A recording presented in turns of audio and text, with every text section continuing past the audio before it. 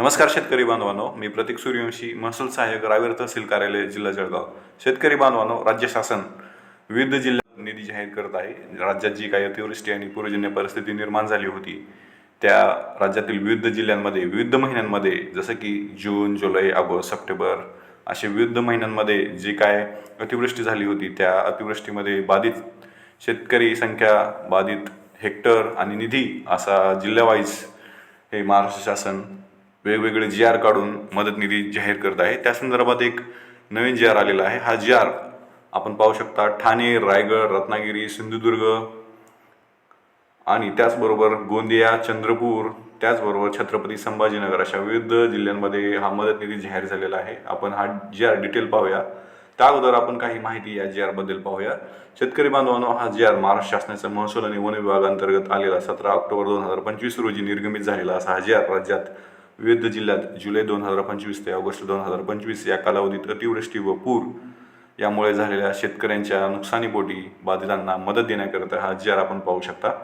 शेतकरी बांधवांनो, आता डिटेल्स आपण पाहूयात.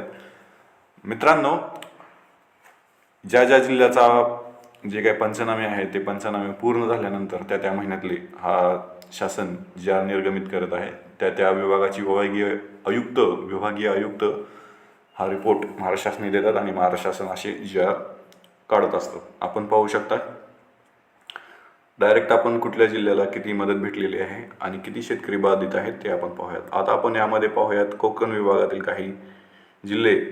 कोकण विभागातील ठाणे या जिल्ह्यामध्ये ऑगस्ट 2025 या कालावधीमध्ये बाधित शेतकरी फक्त एक होता आणि त्याला निधी लाखामध्ये दिलेला आहे. 0.04 लाख म्हणजे जवळपास 4,000 रुपये इतकी रक्कम या एका शेतकऱ्याला भेटणार आहे. हे फक्त ऑगस्ट या महिन्याच्या संदर्भात आहे. सप्टेंबर, ऑक्टोबरच्या संदर्भात नाही किंवा मागच्या महिन्याच्या संदर्भात नाही. त्या महिन्यामध्ये किती बाधित आहेत त्या जिल्ह्यात शेतकऱ्यांची संख्या आणि त्यांना किती भेटणार ही रक्कम दिलेली आहे आपण पाहू शकता.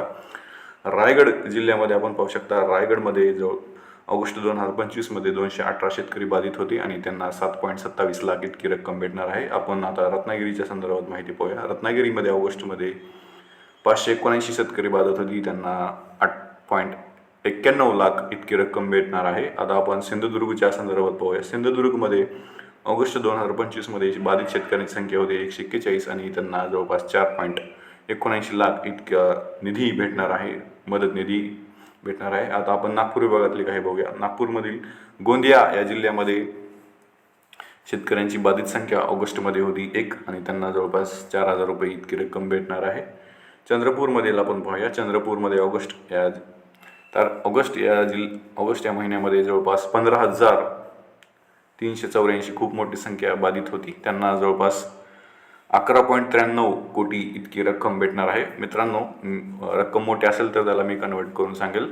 11.93 कोटी ही चंद्रपूर जिल्ह्यातील ऑगस्ट महिन्यामधील जे काही शेतकरी बाधित होते 15,384 त्यांना ही रक्कम भेटणार आहे.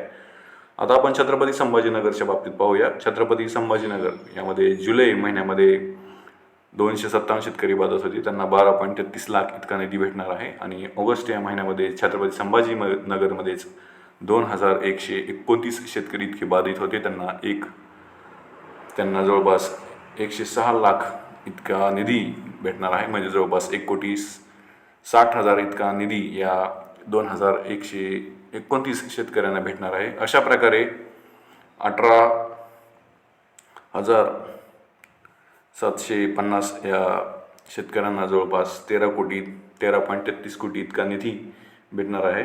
हा शासन निर्णय आणि हा जी आर झालेला आहे. आपण पाहू शकता 13,33,00,000 इतका निधी यावरील जिल्ह्यांना आपण पाहिलेला आहे.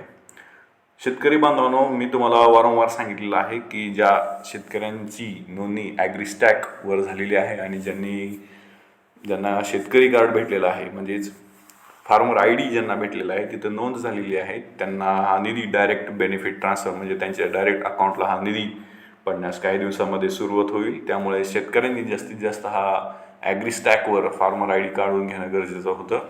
ज्या शेतकऱ्यांचं राहिलेलं आहे त्यांनी कृपया करून हे काढावे. अशा प्रकारे नवीन जी आर आणि नवीन मी माहिती आणत असतो. मित्रांनो, हा जी आर कसा वाटला तुम्ही मला नक्कीच कळवा. असेच अनेक नवीन शेतीविषयक माहिती आणि शेतीविषयी जी आर पाहण्यासाठी तुम्ही माझं चॅनल सबस्क्राईब करा.